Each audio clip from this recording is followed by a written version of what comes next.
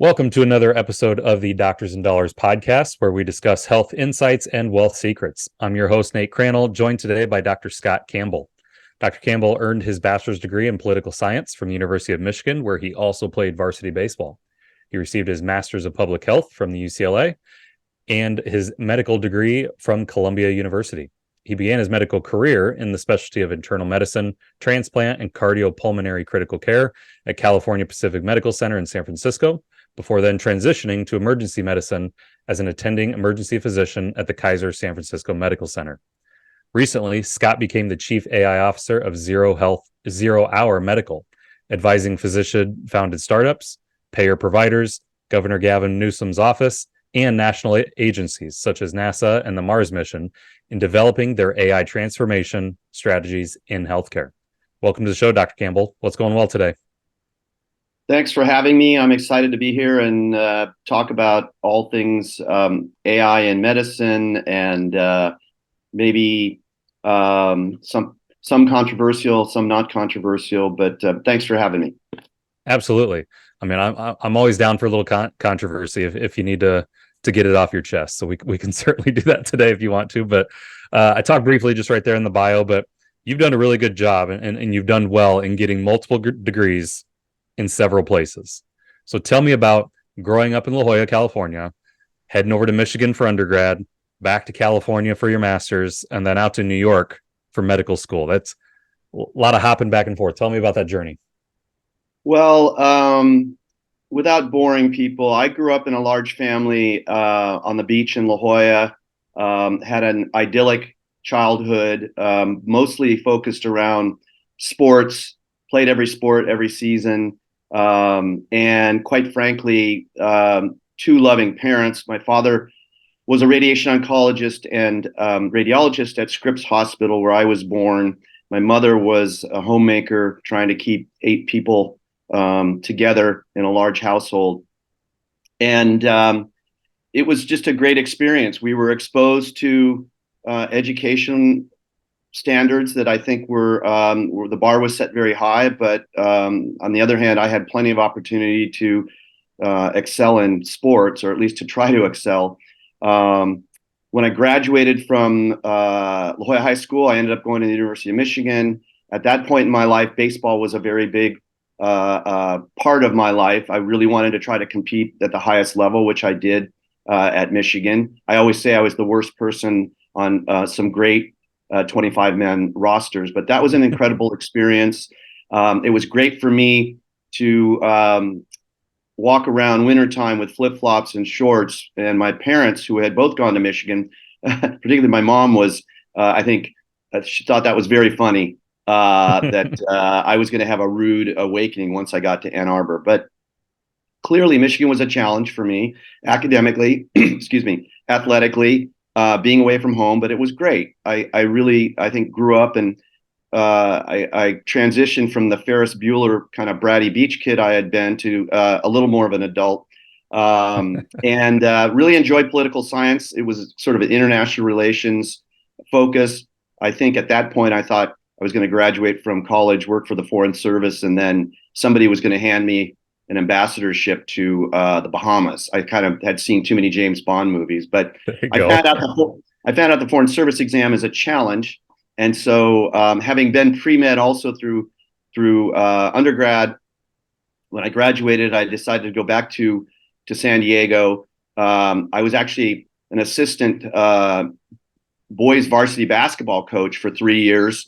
And again, at that point, I thought, I was going to get hired by a D1 school, to take them to the Final Four. But of course, that didn't really happen, although we had incredibly successful teams, not because of me. We won many CIF championships, and it was a great 3 years at La Jolla High School, my alma mater, coaching. Went to UCLA for a master's in public health. It was a combined master's in behavioral science and health education. Fantastic experience at UCLA. Really opened up my mind and my heart toward how important public health is. And I don't know if I saw the show ER and thought that, emergency medicine would be cool. Clooney was having a really good time. Sure. somehow decided to go to medical school, applied to Columbia, got in, and again, had a fantastic experience. Difficult as it was at Columbia PNS, I think the name changed now to Vagelos, but it's always be PNS to myself and my buddies. And it's great because we had 150 in that class, and 15 to 20 of us still get together and go on a ski trip every year. All during COVID, we had some incredible WhatsApp discussion sections around what's happening where. So that was just a really great experience. I mean, I don't know as many people has had as much fun as I did in medical school, but we always said P equals MD. So, I passed. And so then came to California, began my residency in internal medicine. As I said, I was at California Pacific. Critical care was very interesting to me. Without boring people, I ultimately settled on emergency medicine, and then had a really fantastic career at Kaiser San Francisco, the Permanente Medical Group, just a great group of physicians who I'm still very close to. And basically, was an attending there, big city, urban emergency department. We had residents, both our own residents and UCSF emergency residents. So it was a really great experience to do teaching and clinical work. And then a couple years before COVID, I decided to go back and really focus on machine learning and AI and take audit every graduate course I could, DIY it. And I just had a feeling that this was going to be a thing. And moving forward from that, I really worked hard on learning how to build models, on who was doing what in AI and medicine around the country, and got involved with a group out of Children's Hospital in Orange County, led by Dr. Anthony Chang, who's a pediatric cardiologist.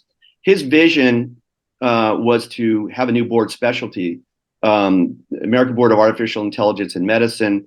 For those physicians, which I know are your target audience here, the goal is at abaim.org is to make that actual fellowship sometime in the next 4 or 5 years. So kind of like palliative care and lifestyle medicine and a lot of informatics, a lot of the sort of newer specialties have a grandfathering in period, and then ultimately we'll have, a formal period. So that's a work in progress. It's a fantastic group of clinicians and some hospital leaders, but who are doing machine learning and AI and want to learn and become AI literate, which is one of the reasons I'm on the advisory board, and I help teach the classes we teach to bring sort of AI literacy into our profession. So that's that roundabout journey. I left clinical practice at Kaiser San Francisco about 1.5 years ago, and to focus full time on kind of the things I just described. I don't know if it's going to be forever. Nice thing about emergency medicine, you could kind of take a sabbatical and go back to work. All my friends at all the other hospitals at San Francisco are saying enough's enough. You need to come back and, work at UC or the General or whatnot. So I'm enjoying a little break from patients and maybe not putting on a PPE or PAPR. But that's kind of where I am right now. And then we can, go into some of the projects that have evolved in AI over the last year or so, based on that journey I just described. For sure. And that is definitely a journey you just described. But I see a common trend or a theme throughout. You like to have fun. You like the camaraderie. You're competitive. And you keep things moving forward. But also you dream big. I think that's the big thing, to say, hey, you came out of college, you dreamed big about baseball. Baseball wasn't what you thought it was.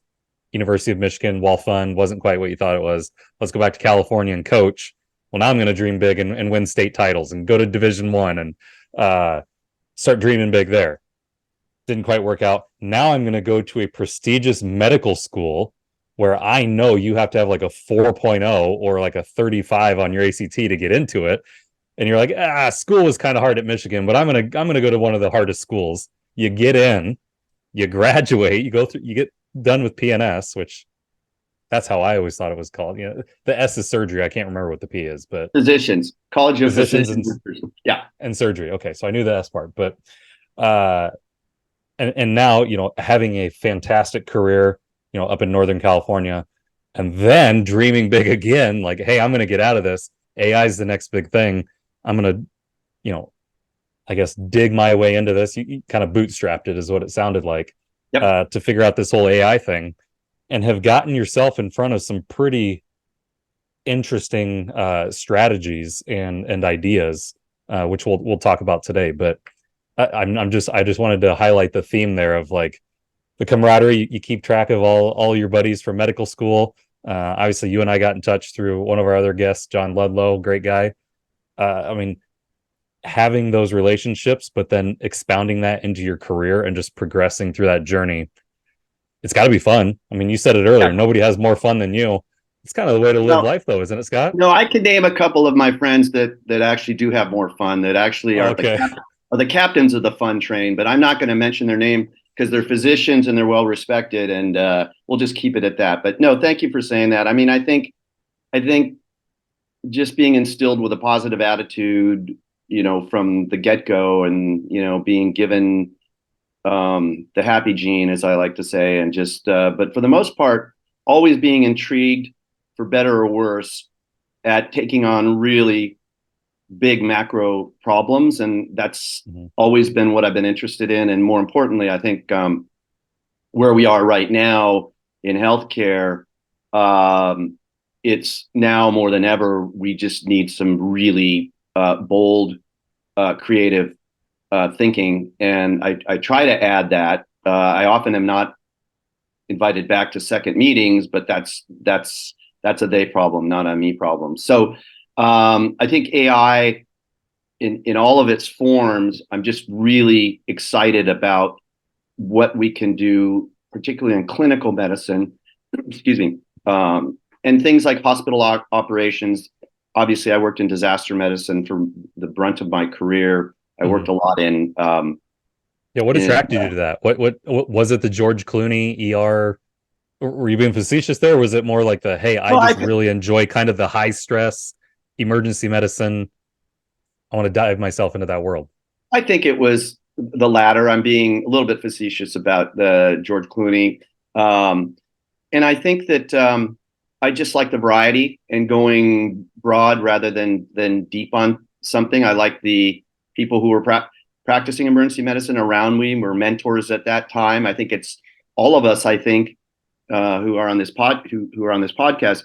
You know, you go through med school and you have 5 or 10 different things you're going to do, and Mm-hmm. so they're all just different pathways. I'm sure I could have been happy in any number of other subspecialties, but for me, the immediacy, the the I don't want to say excitement, but the challenge, and also just the camaraderie of other emergency physicians I was around. They just seemed to think, you know, the way that I did. So it turned out to be a natural fit, and it turned out to be a blessing that I ended up in my medical group at Kaiser San Francisco. I've just Mm-hmm.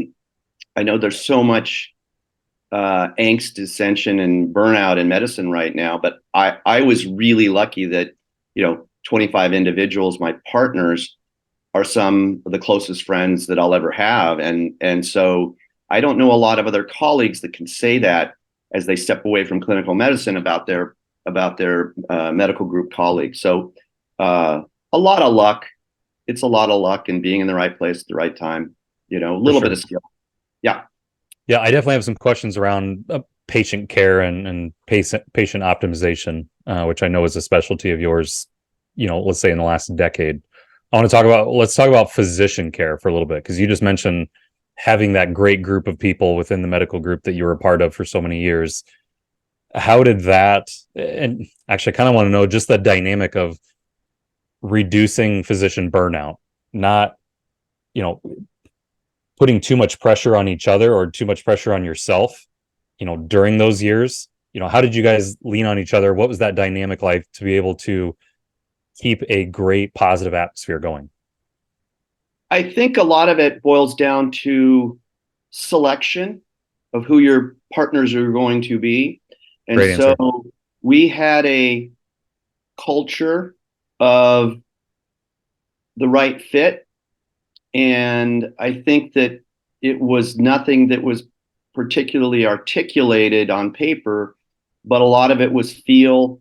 Um, it's interesting because the model at TPMG, or which is the Permanente Medical Group at Kaiser San Francisco, it's very interesting because every individual at the medical center, excuse me, every physician who's a partner votes on every other physician. So there's a lot of getting along with the spine surgeon versus them telling you what to do.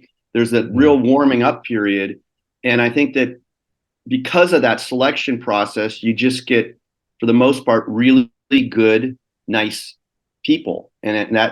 that rolls over into the culture. I think in my emergency department, we did that even to a greater extent.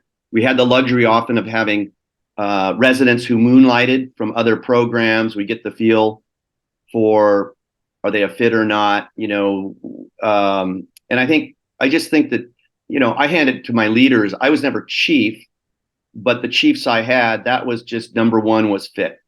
Mhm. And I just think you can't emphasize that enough. Now, people don't always have that luxury, and for the most part, they often don't. You need someone to fill a void in the partnership that can keep your hands tied a little bit, and I understand that. I also think, I came from 30 years of a value-based care delivery system, and um, for all of its pros and cons, one thing that was a part of the culture of the physicians there was just doing everything right for the patient. And I think that the billing aspect of it, the coding, the revenue side, although that's critical, when you're not focused on that, you often have more freedom to just do the right thing, find the right people that are doing the right thing. And I felt that I was very lucky that I just happened to land in a culture where that was emphasized. Yeah. Culture is important, I think, in any industry, any company that you're in.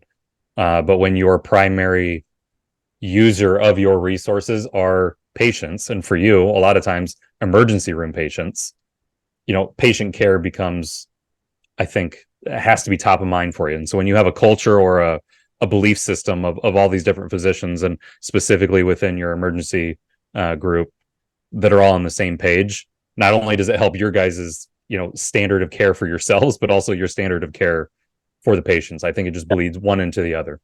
I also want to add that there we have an organization in San Francisco that's very unique. I don't know where else it is in the country. It's called the San Francisco Emergency Physicians Association. It was started in 1987 by a father of emergency medicine, Michael Callahan at UCSF.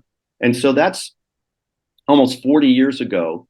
Up until recently, we've been meeting every month, and two or three physicians from every hospital in San Francisco. So that's 8 hospitals. You'd have, 10, 12, 14 physicians. We'd get together, for an hour and a half and basically talk about problems at the intersection of all of our hospitals, which are very common in emergency medicine, and how we could integrate emergency medicine, sort of pre-hospital services, because we were all affected by that, and then most importantly, sort of public health and public policy. And so it was another layer of camaraderie among all of the physicians in the city in terms of emergency medicine, constant communication channels. We had a WhatsApp backdoor during COVID where you could literally have a bat phone to another ED and say, we need this, even though technically they would be what would be described as a rival. And so that was just another layer of sort of the camaraderie, I think, of emergency medicine in San Francisco, which just made it such a, not only, it is a challenging place to practice medicine, as is any urban or rural emergency department, but it's a real sense of community among the ED physicians in this city that I have never seen elsewhere. And I would be hopeful it would spring up elsewhere. But clearly, that also made life enjoyable. I served as president of that group for 15 years. It was only supposed to be 2, and then it was the gift that keeps giving. You're supposed to rotate through. But anyway, I'm happy. I guess I still am the de facto president because nobody's taken it over from me. So, Oh, geez. but That's how it always happens. I wanted to emphasize that culture also, just a incredibly unique community of emergency medicine providers here, and the challenges are huge. The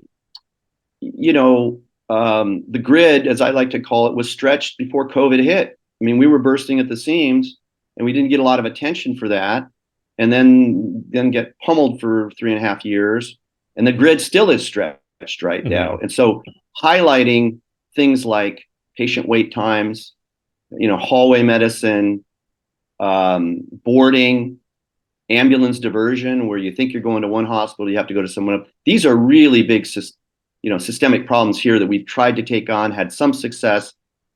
At least we're continuing to focus on them. But again, these are unfortunately, in every ED across the country. These are the challenges. For sure. That's actually a perfect segue, Scott, into the last question I was going to ask you before we dove into AI was just, you've sat on several boards, at the local, the state, the national levels regarding patient optimization. Several layers to that, right? But in California, and specifically in San Francisco, the focus has been on emergency room overcrowding, triage care. Tell me more about some of the strategies that go into reducing or streamlining the emergency room experience for patients. I mean, you just mentioned a few of them, but dive into those a little bit deeper. Hallway medicine is a new term that I haven't heard before. Well, it's not something that most hospital administrators want to hear. Sure. Hallway medicine is essentially the patient never gets into a room, and you're doing everything from sewing a laceration, treating abdominal pain, draining an abscess.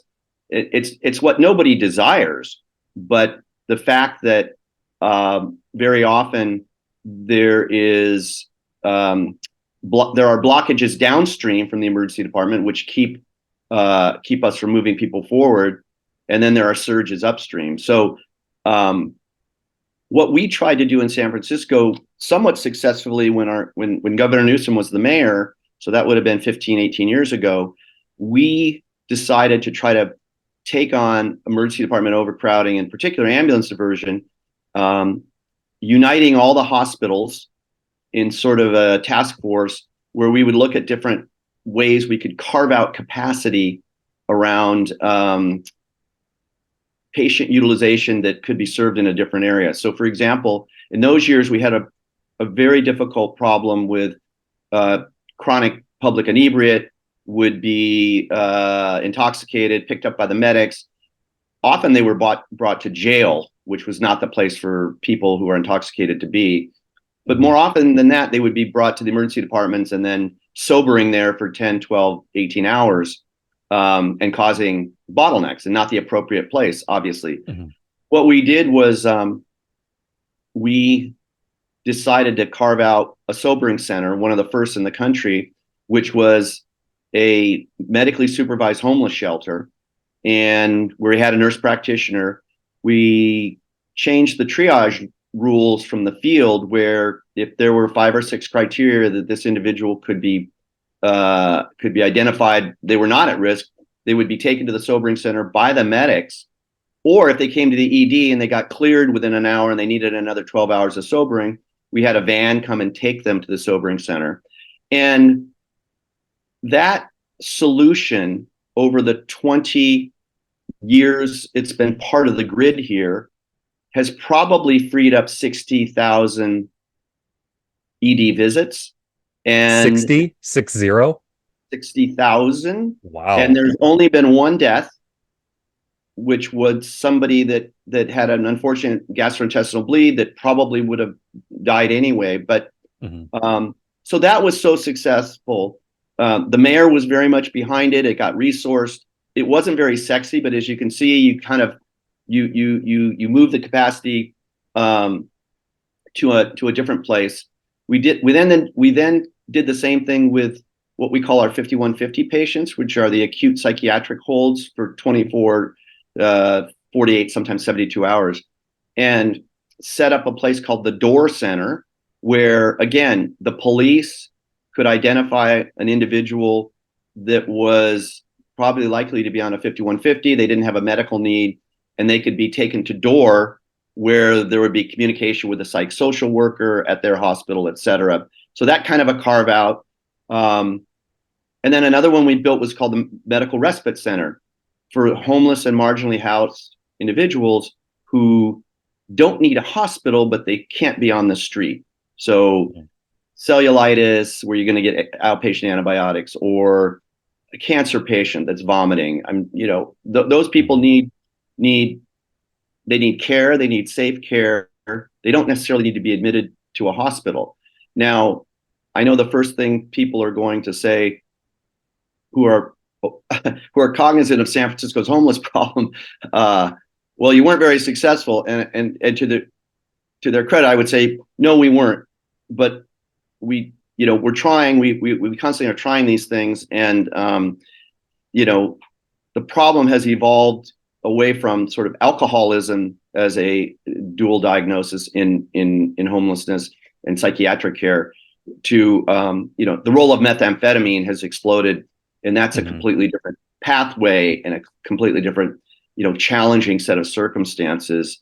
We're actually trying to think of a way we can build a meth sobering center, because of methamphetamine patients often don't need to be in the hospital, or at least they can be cleared and then managed, like we were talking about the alcoholic sobering center. Yeah. So they need monitored.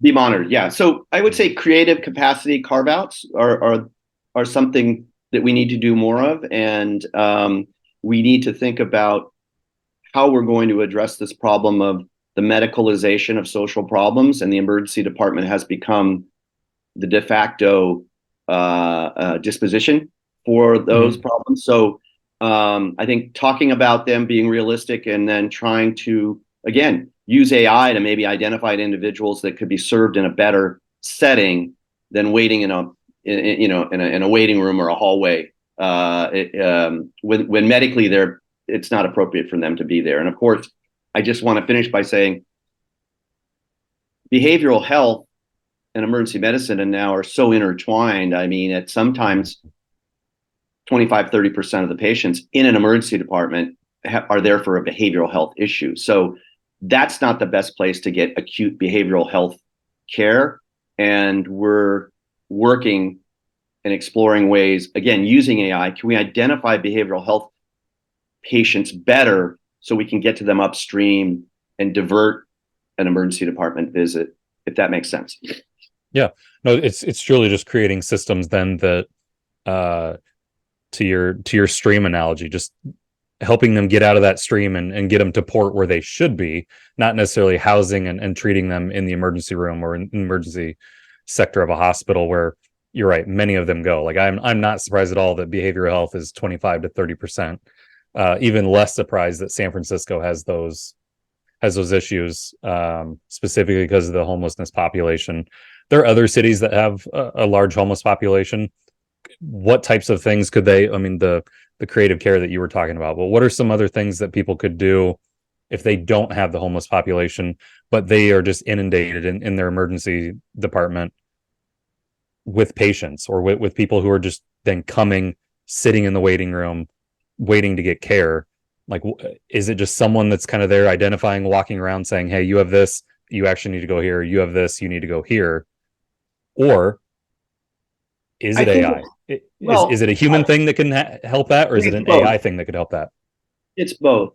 It's both. Okay. Can we, first of all, it depends on the kind of system you're in.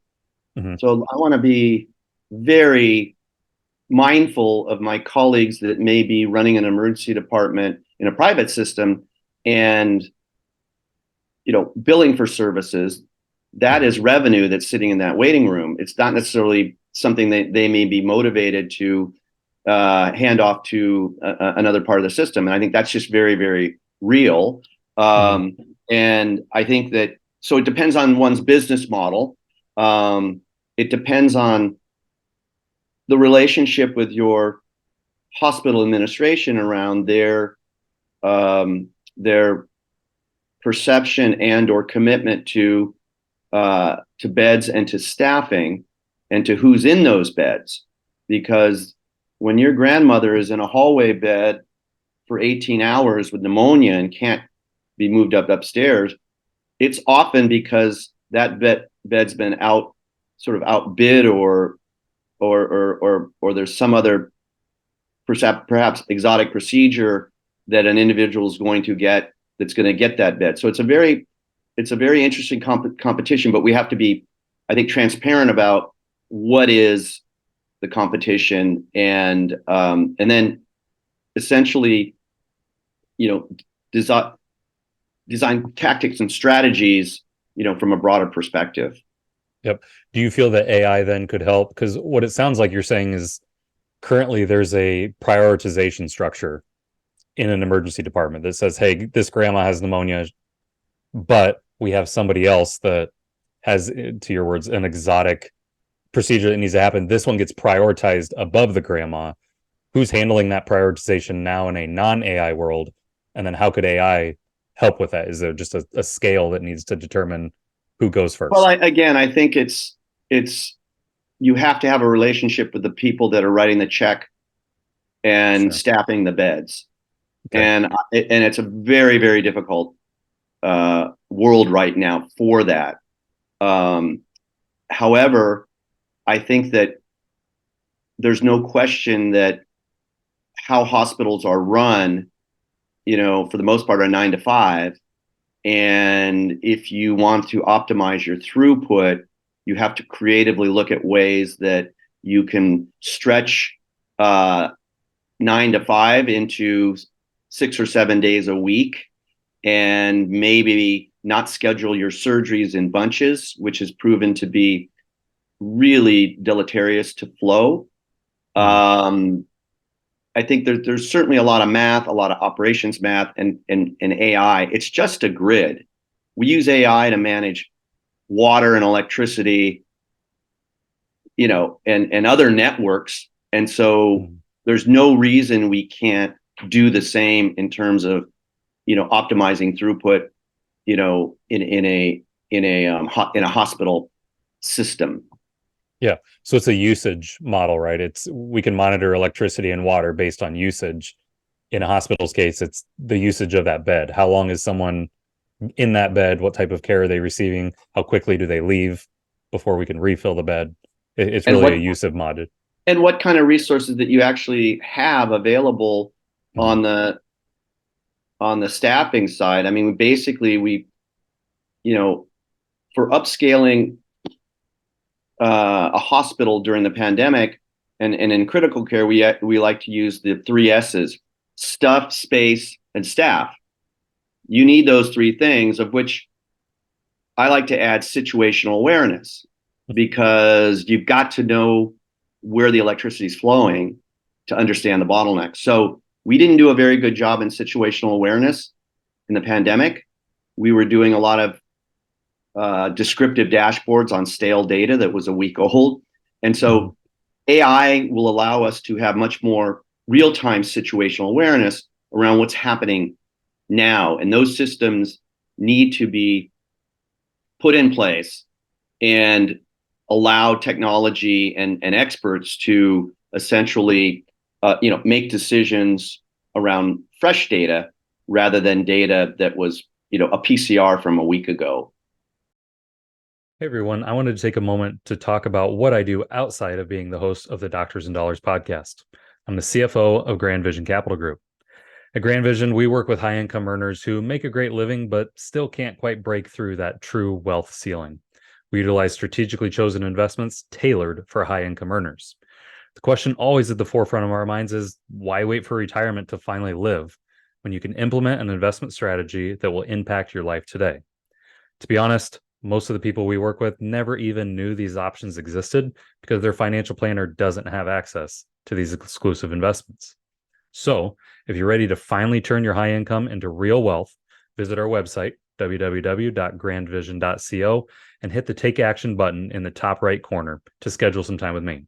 Or even better, connect, follow me on any of my social media accounts, shoot me a message. Now, back to the show. For sure.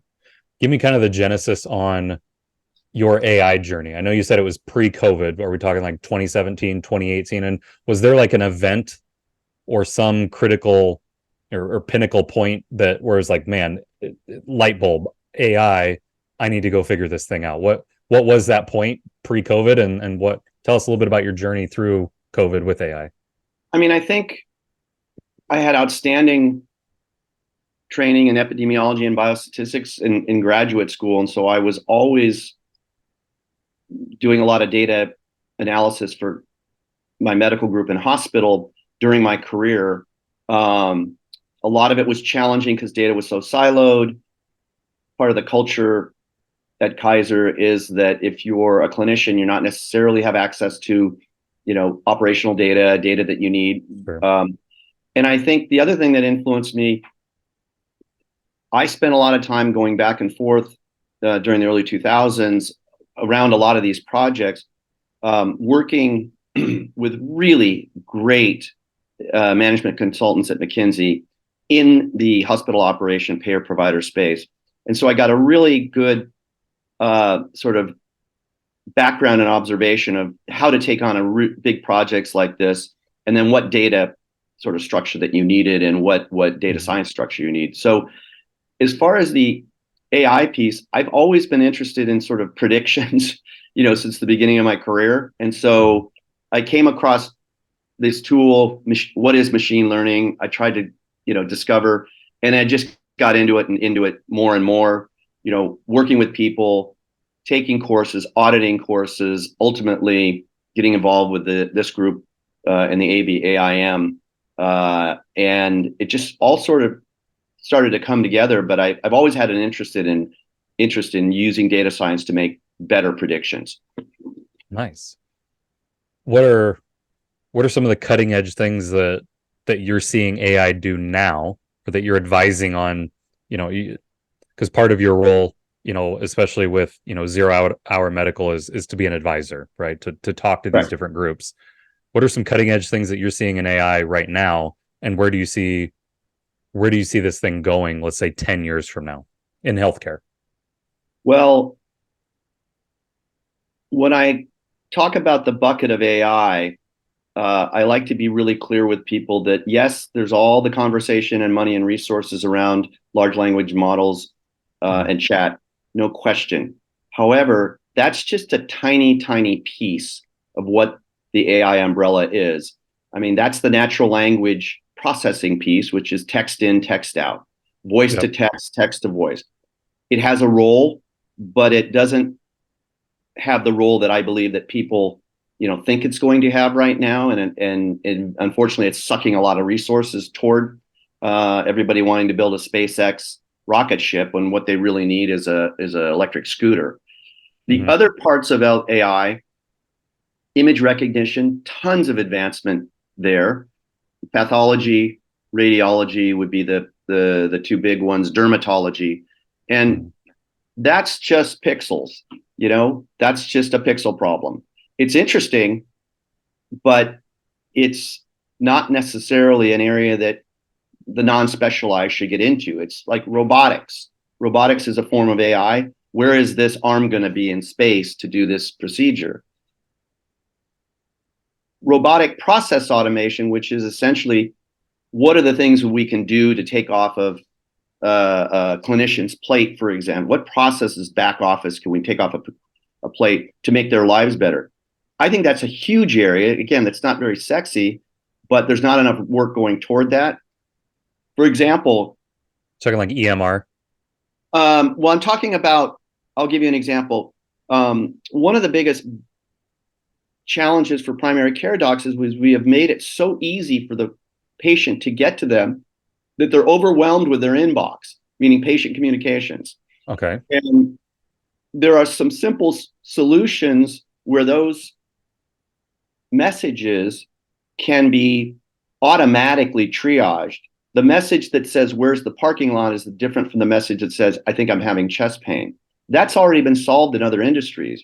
But just getting rid of 25% of the non-urgent messages for a clinician, that's a huge sort of relief, in terms of the burnout factor. That's just a process automation. It's a spam filter, spam, not spam. Yeah. And using a chatbot, essentially. well, it doesn't have to be a chatbot. There's a lot of different ways to change a message into is it important or not. One of it is you could train a large language model on identifying serious message versus not serious message. You also could do things like you can convert any email or any message into essentially an image by using something called sentiment analysis, where if there are certain words that are really important, it might be red, but if it just says, hey, you're great, Dr. Campbell, it's green. And then you can create an image like a heat map. And you can, with visual recognition, you can go through millions of those to identify which ones are all green versus all red. It's just another way that you could, attack that problem, which is kind of great about AI, is there are a lot of different ways to sort of solve the problem. The last piece of AI that I think is the most important in clinical medicine is really the machine learning piece. Essentially, are we predicting a number? Are we predicting an event? Or are we predicting a class? Cancer, not cancer, spam, not spam. And those algorithms, which are pretty easy to build now with a lot of the plug and play models, are going to be hugely important in medicine moving forward. I have a colleague in San Francisco, Graham Walker, who most physicians know as the founder of MD Calc. MD Calc is essentially online calculators that we clinicians use every day. There are 700 of them, and they're validated through MD Calc, sort of white labeled, and 85% of every physician in the country uses MD Calc. The reason I bring this up is because those calculations are essentially done in either academic settings, they're trials. Some of them are 20, 25 years old. Traditionally, they would get a bunch of data, make a calculator, for the new, what we call Chad's VAST, which is 5 numbers you put into a calculator, and it says if you have atrial fibrillation, should somebody get anticoagulated? Used by docs every day. Not the only decision, but a decision support. AI is ripe for disrupting all of those calculators, because we can redo those now with near real-time data much better than what we have. Now, it's the best we have right now, but with the right data and machine learning approach, all of those calculators can be redone with 2023 data, and including, we're using a calculator to anticoagulate people now that essentially after COVID, we don't know how people's coagulation profiles have changed. Hopefully it isn't have an impact, but we just don't know. And so that's an area, clinical decision support, which I think is going to be critical for AI in healthcare. Not the LLM, and for a number of other reasons, I think that the LLM is a bit of a rabbit hole for organizations to go down right now. One is they're incredibly expensive to train. Number two is once you train them, they're incredibly expensive to monitor. It's not like you buy Excel and you plug it in and then you get an update, a couple of years later. These things are living entities. They need talent and money to monitor them, to make sure that they're continuing to, be and do what they say they are. And right now, healthcare is struggling, just to keep the lights on. I'll use California as an example, fourth richest economy in the world. Almost 80% of the hospitals in the state of California are running at negative margins. That's a pretty interesting number when you start to say, where is the capital, the CapEx for expenditure in AI, when only 1 out of 10 AI projects actually work? AI projects are much more like startups. You try it, it didn't work. But you can't go to the CEO and say, I guarantee this model is going to work. So it's a change in culture, it's a change in risk, and we're entering a period of, I would say, capital expenditures are going to be really tough over the next 5 to 10 years. And again, this could put AI into a bit of an AI winter again. There's just not the resources there. So I think leveraging, like I said, simple models around simple clinical decision support. How long is this person going to likely stay in the emergency department? What's their probability of going home versus being admitted? What's the spam filter for my primary care docs? Anything that's sort of simple and can be put into how do I predict a number? How do I predict a class? Or how do I predict an event a little bit better? That's where I think the money's going to be. But unfortunately, that's not getting a lot of invitations for TED Talks. For sure. For sure. All great points there, Dr. Campbell. As you were talking, my thought then goes to, and I think you would agree, like, we need to prioritize decision support AI, because those decisions are being made daily, frequency wise, way more than putting, to your point, capital into a new robot that can assist a surgeon, during a surgery.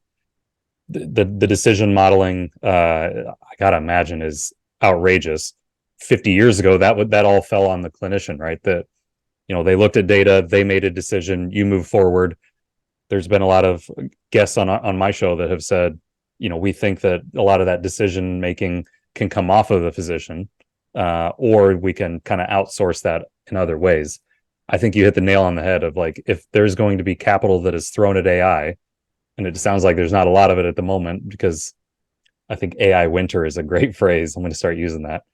That if there is going to be capital thrown at, it should go towards decision support, less towards, a large language model. And for people who are a little bit, I don't want to say illiterate when it comes to AI, but just don't have the knowledge of it, LLM or large language model would be like Chat GPT, which is all the rage, versus decision making or decision support.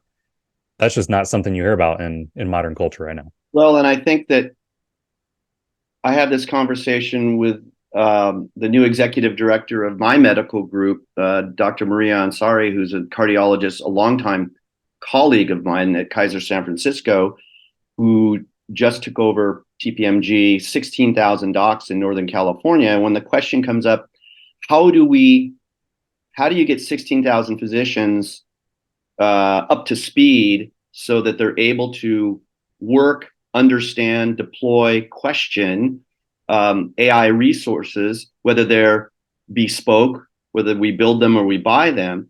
And it's a really challenging philosophical question. I mean, the traditional model is you treat it like ACLS, and you make everybody take X number of courses, and then they get certified. I don't think that that's the way to go. And my vision with our medical group would be much more, look, first of all, identify the AI talent within those 16,000 physicians. Not everybody is they're going to have to use it, but not everybody's interested in sort of going all in. And then really incubate those 10 or 20 docs, maybe 30 docs out of 16,000 around building a frictionless clinical decision support network. So for example, if you have an idea about this could predict something, if you're a gastroenterologist, you should be able to sort of present that to a group, find out in 48 hours if it's a thing or not. And then if it's not a thing, that's fine, moveon.org. But if it is, you should have the support of the system to say, okay, let's take this idea, let's develop something around simple as who's not going to show up for their GI appointment. Those kinds of things are expensive, bad for patients, bad for docs, but that's no different than Netflix recommending you a new movie. It's the exact same technology, but little things like that are huge. But again, they don't get the attention of Silicon Valley or the street. But if you're running an organization, a delivery system, I would say keep it simple. We're not going to do LLMs for a long time. We're just going to do linear regression, and we're going to do logistic regression. We're going to build classifiers. That's all we're going to do. Let's get really good at that. I believe that's the strategy to, move a medical group forward, to move to sort of amplify the movement for AI and machine learning within clinicians. And so again, I think some people say, well, thank you very much. We'll call you, don't call us. But there are people, I'm finding, I guess this was a McKinsey term, but if you have to do a lot of missionary work with leaders in healthcare systems right now around both AI and around their vision around the blend of revenue versus value-based medicine that they're going to be involved with, if you have to do a lot of missionary work with them to convince them, probably not the right people, and kind of, move on. There are enough people who get it. And I think that's where you should put your energy and resources around AI strategies. Where's capital coming at right now from an AI standpoint that you're seeing with these startups, with some of the boards that you've been on? I have a question about the NASA stuff that we were talking about earlier, but like, where's this funding coming from? Is this large scale medical groups like Kaiser that are funding some of these things themselves? Is it venture capital? Is it private equity? Where's the capital coming from for these AI efforts? So the large medical groups are not funding any of this, to my knowledge. I think they should be, but they're not. They're not creating, they're buying. They're or not doing it. They're putting their toes into the water and asking, how do we create or how do we buy? And that's okay. The payer, the payer provider groups, or let's just say the delivery system, let's say on the hospital side, they're starting to toy around with it, but essentially there's a lot of fear. There's a lot of fear around risk. There's a lot of fear around any number of things. The challenge is a lot of them don't have the talent in-house to either evaluate it for buying or for building. And that's not a criticism. It's just a sort of an AI desert of talent right now. And that's why I encourage all of my clinician friends, I don't care what your specialty is, you already have a domain expertise. You can get up to speed very quickly with that domain expertise, but what AI could do for it in months with just any sort of DIY coursework. There's a whole lot of opportunities to do that. Your domain expertise is something that nobody has, and so it's an incredible valuable property that all my clinician friends, physician friends, nurse, clinicians, they have that. And don't be intimidated by learning AI and becoming AI fluent that you have to code. You don't have to spend 10,000 hours using Python. You don't have to do that, but you do have to understand a certain amount of terminology. It's just like any, new language. You have to set aside a lot of your biases and kind of start new. But the technical part is actually, you've already gone through the hard stuff in med school and residency. This is easier than that, but don't be intimidated by it, because there's a lot of value added. You're going to be needed by your leadership when they start to open up the wallet. You got to be ready with, okay, I've thought of these 3 projects. They're simple. I'm an oncologist. Let's predict who doesn't show up for cancer screening. Things like that you could show success. You're going to be way ahead of everybody. Where the capital's coming from, I find the venture capital community in my area a little bit willing to just throw any money after something that has .ai after it. And I think that they're finding that the typical 10-year VC route of funding, and then maybe you'll hit a home run. AI projects aren't built for 10 years. They're built for 90 days. You're going to know in 90 days if you've got a fish or not. And so much more, I think the really smart ones are going much more toward, how do we build incubators and leverage a lot of talent around some particular space in healthcare. I'm hearing a little bit of that, but not a lot. A lot of people are still using the old model, trying to put a square peg round hole sort of a thing. I find really interesting interest from 2 other groups to get into this area. Single family offices who have a lot of capital, less regulation, and the ability to sort of make a decision and get you going, no matter where you are in sort of the life cycle of your startup. And then I'm finding private equity groups who are facing the worst year of their collective lives, this past year, and it doesn't look quite, sunny on the horizon.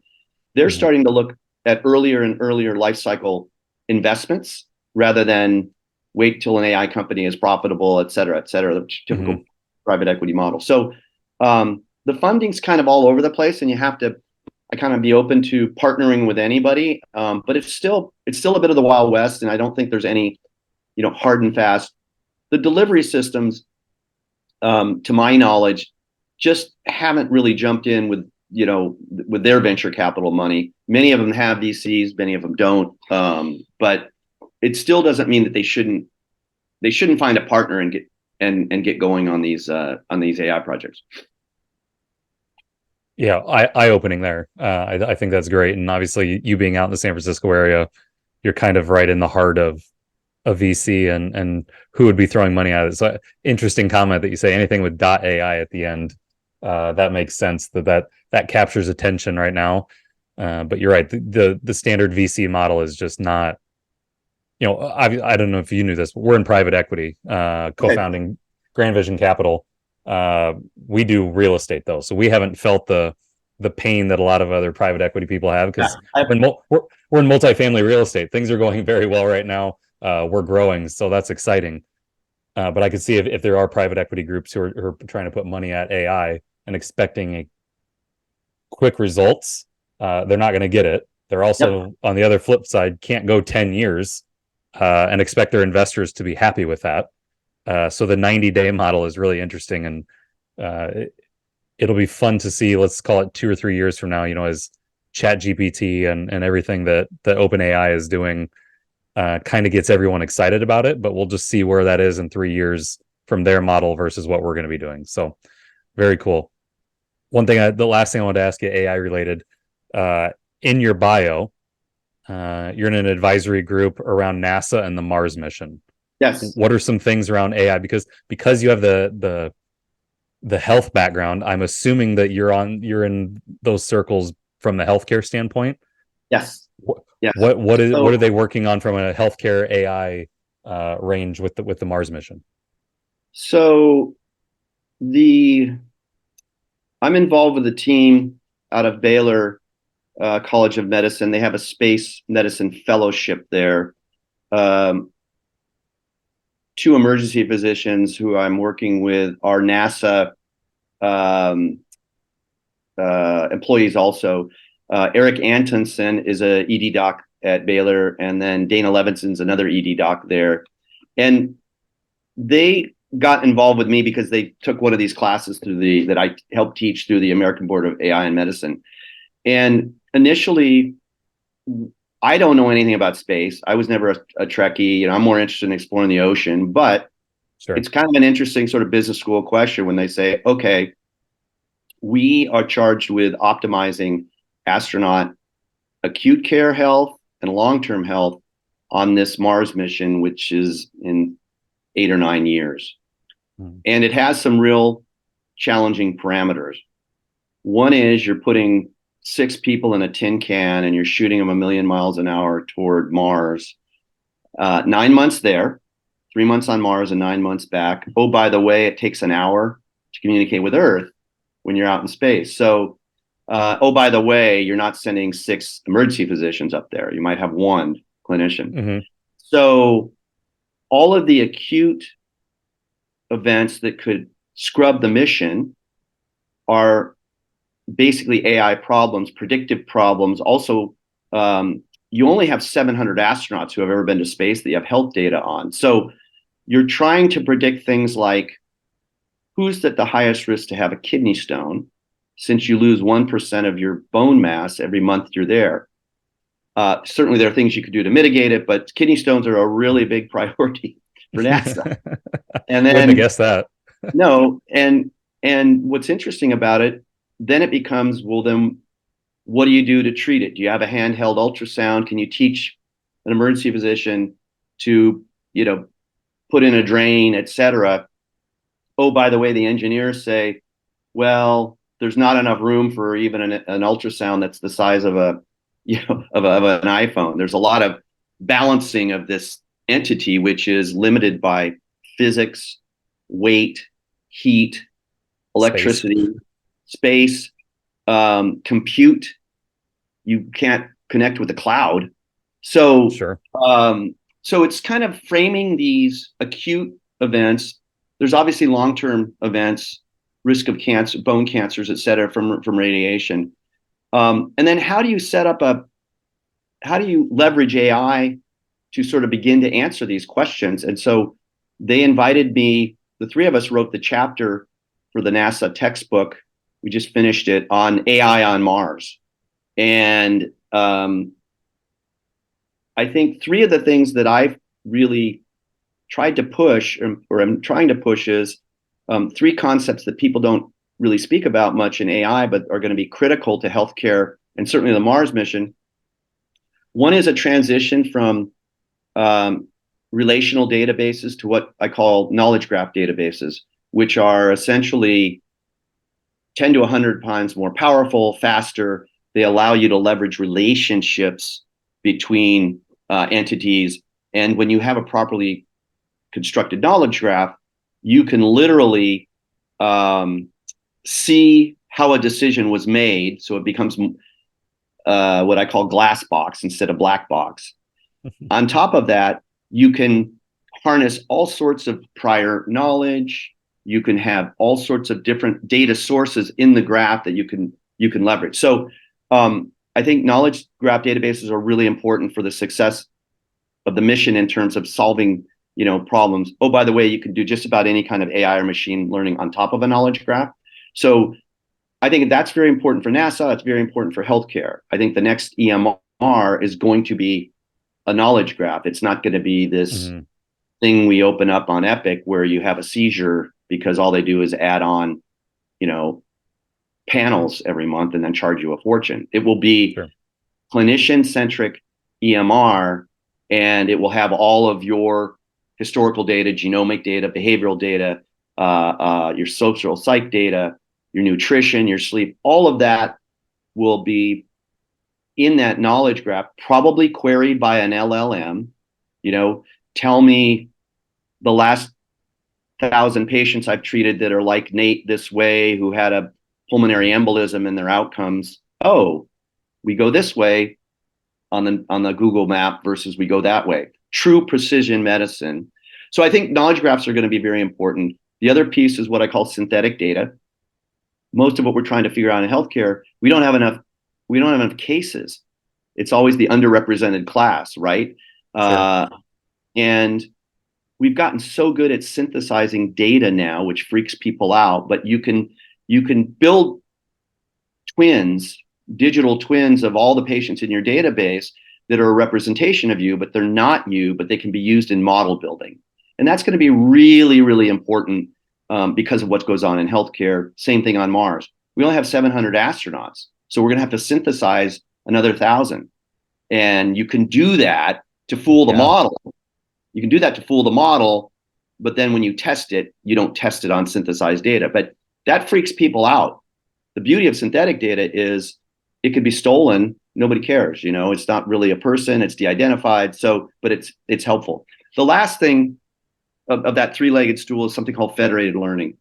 Federated learning was invented at Google 6 years ago.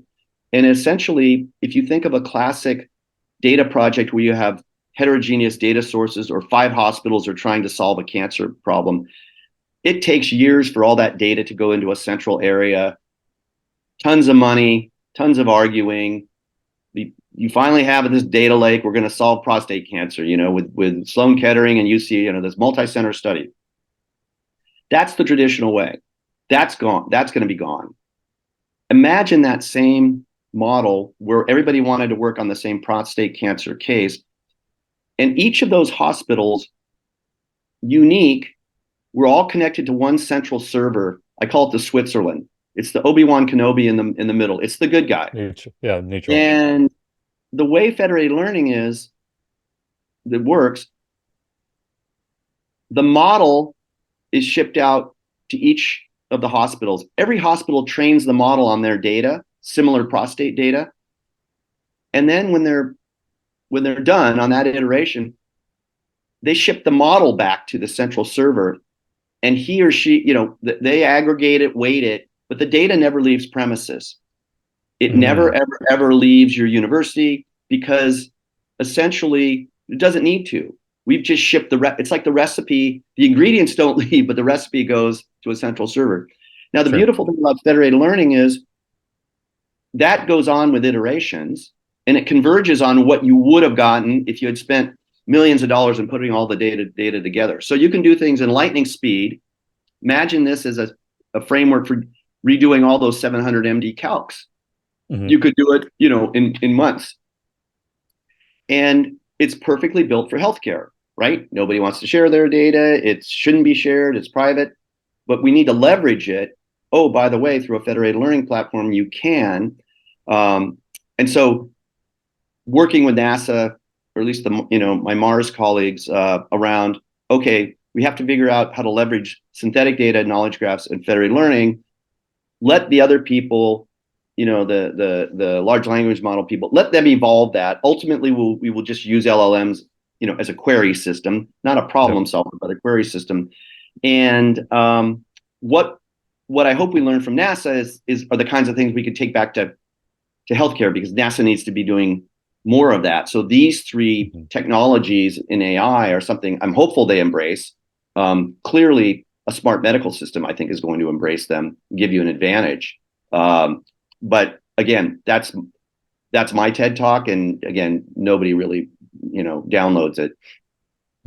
Love it. So the synthetic data part, it sounds like you're using predictive modeling to then create all these synthetic people to then be used in a predictive modeling structure within NASA that, hey, as these people are gone for, 21 months, we can kind of predict what may happen to them, to your point, who's most likely to get a kidney stone, based on the data of the 700 astronauts, but also the 1,000 that we synthetically created. And so there's modeling there. I think that's interesting. Yeah, and you could even, what I would suggest is, we do the modeling on Earth around predicting kidney stones, around these kinds of patients, and you then once they're in space, they're exposed to a different environment, et cetera. If the model stops working, that there's probably a problem. Something has changed in the environment, and that's sort of one way that you could build the models on Earth, and then if they start to decay, which in space around any prediction,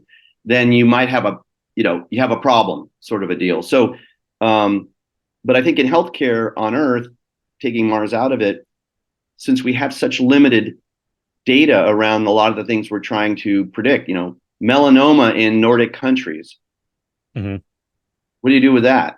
Sort of a deal. Well, with synthetic data, I'm not to be facetious, you certainly can build a model that works in Sweden. And I want to be respectful of anybody I don't know the dermatology, epidemiology of Sweden, but I'm just saying it's probably, melanoma is not a huge problem. Let's just say the Arctic, Sure. But I see those three technologies as the next generation, and we need to leverage them now, and start putting those into our healthcare solutions. And AI is trying, and it's iterative. You try, you fail, you try, you fail, you try, you fail. It's like a startup, right? A perfect AI team has a domain expert, a data scientist, a biz dev person that says that's not costing them, that's not saving us money. And then certainly, the AI engineer, they're all at the table, and you go back and forth. It's like building a rock band.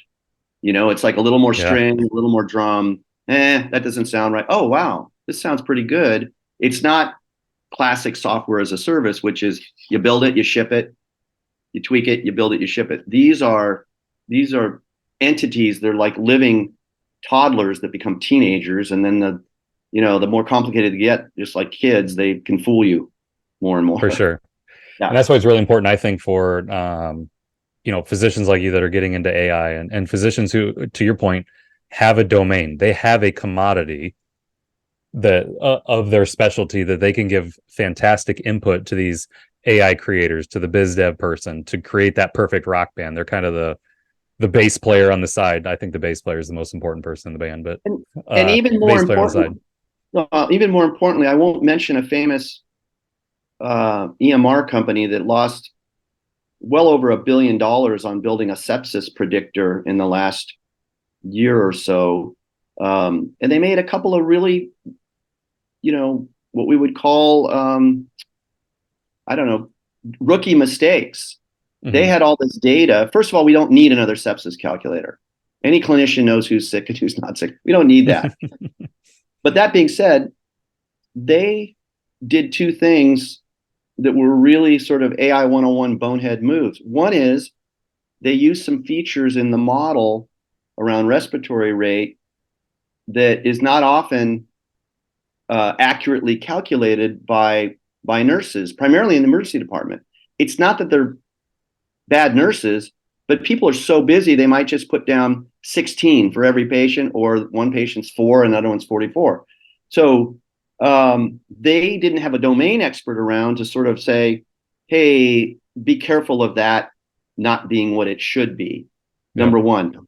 They also trained it on a limited number of hospitals in a certain geographic region. And then when the model got out to, UCLA or Tampa or Denver, and I don't know, I'm just making that up, but when it got to other regions, people are like, well, this doesn't work. Well, of course it doesn't work. A lot of AI is it's like it's locally sourced. It's like a food truck. Mm-hmm. You got to use your local data, and be careful when you buy a national product. I would ask the vendor, where did it get trained? Who's going to update the model, and who's going to monitor it? Even a commercial radiology recognition program for stroke.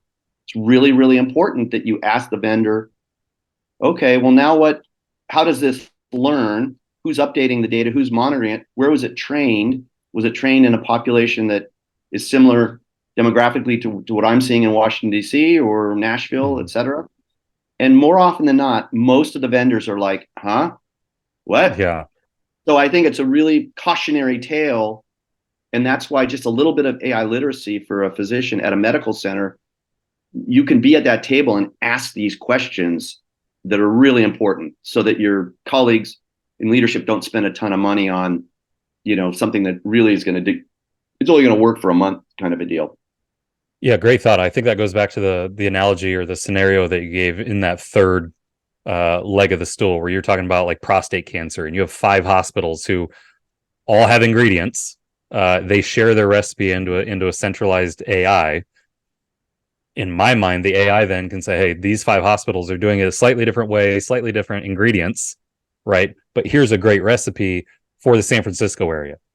LA is doing the same thing. Denver's doing the same thing. Phoenix is. They all have these little, what I would call like a wheel spoke of prostate cancer data that they're all they're competing against each other, but they're also, again, like to your point, they all have very similar ingredients, just a little bit different recipes. And then if all these cities can come together and say, hey, our AIs are saying this, here's our recipe in our city, I feel like nationally then that can help, if all those AIs are talking to each other nationally, that can help prostate cancer. So federated learning is already being leveraged right now in pharma.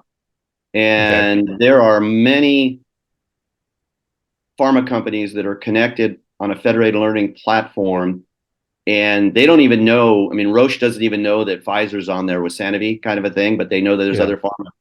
And the reason they're there is because they are, in a federated way, they are trying to, let's say, do drug discovery or drug repurposing, predict proteins. They might each have a different model at their different places, but they're sort of crowdsourcing the wisdom without giving away any sort of business. How can we make sure that Viagra actually is for cholesterol and not for what it's used for now? Exactly. And every night when you go to bed, or every few nights when we all go to bed, Apple uses federated learning on your phone. Apple will ship a model to your phone that's been trained for Siri, for example, on 1 billion other voices that day. And that new model goes to your phone.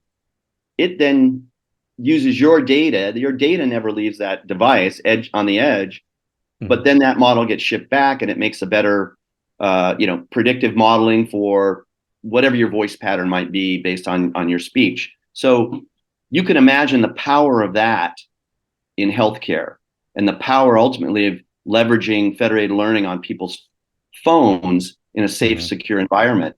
What if you had all your congestive heart failure patients at a major medical center were participating in a congestive heart failure federated model, and you even connected other, institutions in the city to it to create a new congestive heart failure predictive model? I mean, that's the gold standard. I mean, that's going to be the be all and end all, and that's going to really get us to precision medicine, which I think we mentioned earlier, but clearly within the next few years, you will sit down with a physician and he or she will be given recommendations around what's the best pathway for your disease. They will use their knowledge and their training and their understanding of clinical trials, et cetera, come to sort of a best case that works for you. And that may be a very different path than what we're doing right now. And that's going to be truly precision medicine. Same thing with population health. If you step back and think of managing populations, well, we will have precision population health or precision public health. We're going to group people differently than we traditionally were taught. I was taught in epidemiology, sort of, age, race, zip code, these things will be features, but there's going to be, by looking at large data sets, people are going to say, even in graph, wow, here's a cluster over here that has nothing to do with any variable we even thought of before. They received their treatment in the morning and their cortisol levels were lower or higher, that kind of thing. So that's the exciting thing about where AI is going. And that's what I'm hopeful we continue to push forward and not be distracted and really bring the AI winter upon us. And I'm very concerned about that. Yeah. Scott, this has been a fantastic conversation. I've learned a ton about AI. It's just an interest of mine always, typically in finance and real estate and things like that. And I mean, I've only been exposed to large language models. So to hear you talk today and the things that are coming out in healthcare was really enlightening. I appreciate the conversation. I do. Hey, everyone. As we wrap up today's episode, I want to talk about the second opinion. As most of our listeners are physicians, you guys know the importance of having another medical professional's insight for a patient's treatment plan. But have you ever considered having a second opinion on your financial plan? Or have you simply trusted your financial advisor that they've already leveraged every strategy that your family needs to be 100% on track to meet your financial goals? That's why, for my Doctors and Dollars listeners, each Wednesday I block off 3 time slots, an hour each, to provide a free second opinion of their financial plan. During this hour, we'll reevaluate your financial goals and your risk tolerance. We'll ensure tax mitigation strategies are in place, and ultimately give you confidence with your financial outlook, because that is what drives a happy home, a happy marriage, and peace of mind. These 3 spots each Wednesday do fill up fast. Send me an email at nate@grandvision.co or head over to www.grandvision.co/second opinion to fill out a quick form about you and schedule a time for us to meet. Thanks for tuning in, and I hope the rest of your week is abundant. Cheers.